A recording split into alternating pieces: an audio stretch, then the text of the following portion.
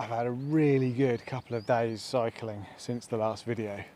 The sun's been shining. I've done a little bit of swoopy through the dunes.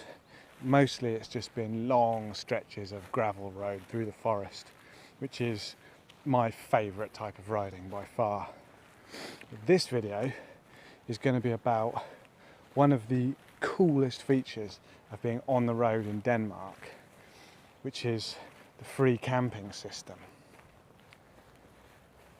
It's not the same here as it is in Sweden and Norway, where you have the right to just wild camp wherever you like.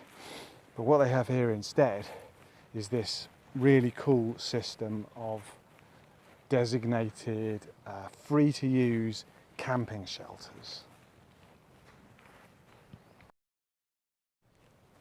This one here, I just stumbled across in the forest. I didn't even know it was here, and it's so beautiful, this one, that I just had to stop and stay here for the night. So this one has got 4 shelters with sliding doors, so you can really block out the elements if you want. It's got 2 fire pits, a super long kind of fire roasting pit for cooking crocodiles or doing firewalks on or something. It's got a couple of tables with benches. It's got a good stash of firewood in a little shelter. It's got a hand cranked log splitter. It's got a toilet over in the trees there. The only thing it doesn't seem to have is water, but that's fine. I'm stocked up for the evening. So this, I would say, being in this amazing clearing in the forest as it is probably at the higher end in terms of luxury. I think at the basic end, what you can guarantee is that you'll get a raised platform with 3 walls and a roof. Just something that you can unroll a mat and a bag and get a good night's sleep out of the elements.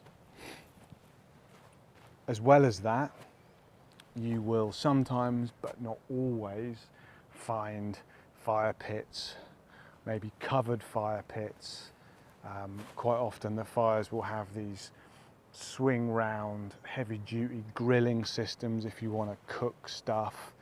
And you might get the picnic areas and the firewood, maybe a little dry bag full of tinder and firelighters and that kind of stuff.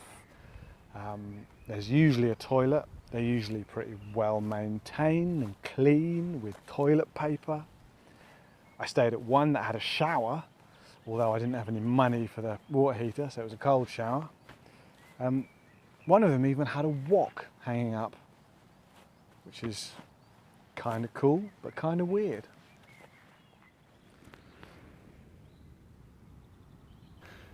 And you can't book spaces at these, and it's not always easy to know what facilities are going to be there when you arrive. You just have to kind of rock up and take your chances, really. So I suppose it's entirely possible that you might turn up on a night when lots of other people turned up and for there to not be room for everyone. But it's never happened to me. I've shared with other people on a couple of occasions, but it's never been crowded.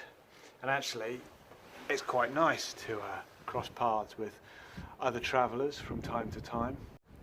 If you did turn up and there really was no room at the inn, then some of these you can pitch a tent at. Some of them specifically ask you not to. But no matter what, I think you wouldn't be that far away from the next one. I mean, there's hundreds of these dotted all over the place, and they're surprisingly easy to find as well. A lot of them are signposted from the road. You see a little chap sleeping under a roof. Google Maps has got a lot of them listed as shelter plaids.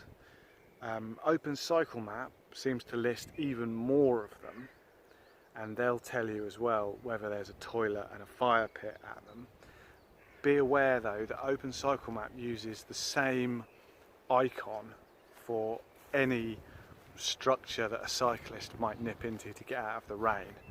So don't be fooled if you think your shelter looks like it's very close to the side of the road. It's probably going to turn out to be a bus stop and you can't sleep there. The best resource that I know of is the I Naturen website, which I'll stick a link to down below. It's all in Danish, but it seems to be a map of pretty much every camping possibility in the country. And if you go into the menu and look for the overnatting section, then the options under there will give you the free stuff. You'll get the locations of all of these shelters and also the 200 plus areas, mostly of forest, which are marked out in which you are allowed to wild camp. There's also an app called Shelter, which plugs into exactly the same database and just shows you the shelter plazes and the wild camping areas. And other than that, you just treat them like wild camping spots, really. Same kind of basic rules apply. You only stay one night, you leave them as you found them. Anything you bring in, you take out again. You know, you don't have fires where you're not supposed to have fires. Don't cut wood to burn. Basically, just be sensible and considerate and respectful of this really, really amazing resource. I was talking to a Danish chap who said they're just building loads of these all the time because they're so popular, which is brilliant. I think it says something really positive about a society that they put so much value on this kind of simple outdoor life and pastimes, that they'll invest in providing and really well maintaining a service like this for free, and that it doesn't get horribly abused by youth. I mean, they must have chavs in Denmark, but they obviously have somewhere else to go to get drunk and be surly, because they're not doing it on these sites. So if you need a low weight, low budget way to tour around a really, really lovely country, then this is just invaluable. I've really enjoyed it. It's really right-footed me into a good travelling frame of mind for this summer's trip. So much so, in fact, that I've decided I'm not going to go home. I'm going to go feral. I'm going to become a social media influencer and live in the forest off my YouTube royalties. So I need all of you to help me out with that. If you haven't already, then please subscribe to this channel. Find me on Instagram, link below, and follow me on there. And basically just like, comment on, and look at all the things that I upload. And then when I get to the most northerly point of this ride, I will sacrifice something to the Norse gods of social media, and they will make me the most powerful YouTube star the world has ever seen, and then I will crush you. I won't crush you. I'll be very grateful to you. I will name a fragrance after you when I launch my first range of cosmetics, or whatever it is that social media influencers do these days. So, there we go. I'll see you all in the forest.